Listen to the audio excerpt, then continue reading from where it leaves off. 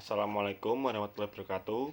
Perkenalkan, nama saya Zedi Junior di kelas 11 IPA 5. Di sini saya akan melaksanakan ulangan PPKN secara lisan.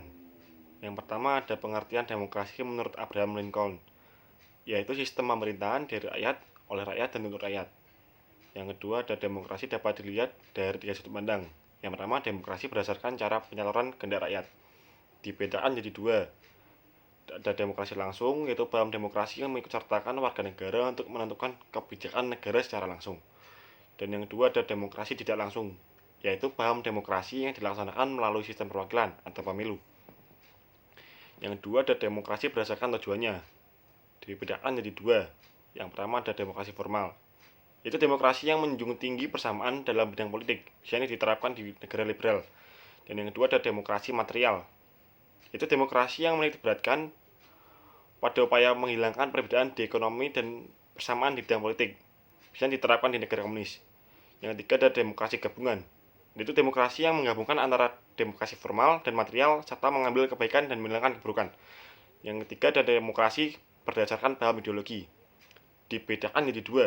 Ada demokrasi konstitusional, yaitu demokrasi yang didasarkan pada paham kebebasan individu.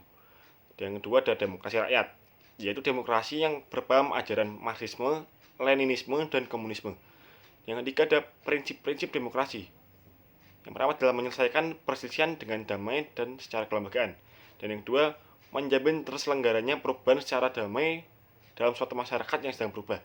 Yang ketiga ada menyelenggarakan pergantian pimpinan secara teratur dan membatasi pemakaian kekerasan sampai minimum. Dan yang terakhir ada mengakui dan menganggap wajar adanya keanekaragaman dan menjamin tegaknya keadilan.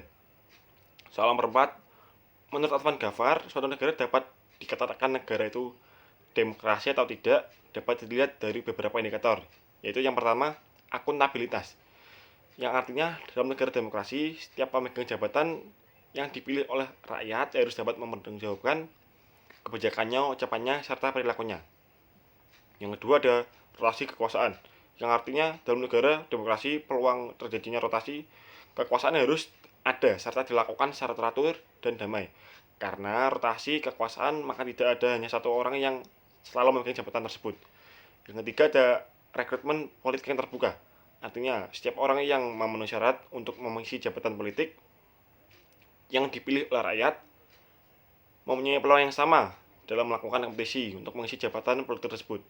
Yang keempat ada pemilu, yang artinya dalam negara demokrasi pemilu dilaksanakan secara teratur. Pemilu merupakan sarana untuk melaksanakan rotasi kekuasaan dan rekrutmen politik. Setiap warga negara memiliki hak yang sama untuk memilih dan dipilih dalam pemilu. Yang kelima ada pemenuhan hak dasar, artinya dalam negara demokrasi setiap warga negara dapat menikmati hak-hak dasar secara bebas, termasuk hak untuk menyatakan pendapat, berkumpul, dan berserikat. Sekian dari saya. Wassalamualaikum warahmatullahi wabarakatuh.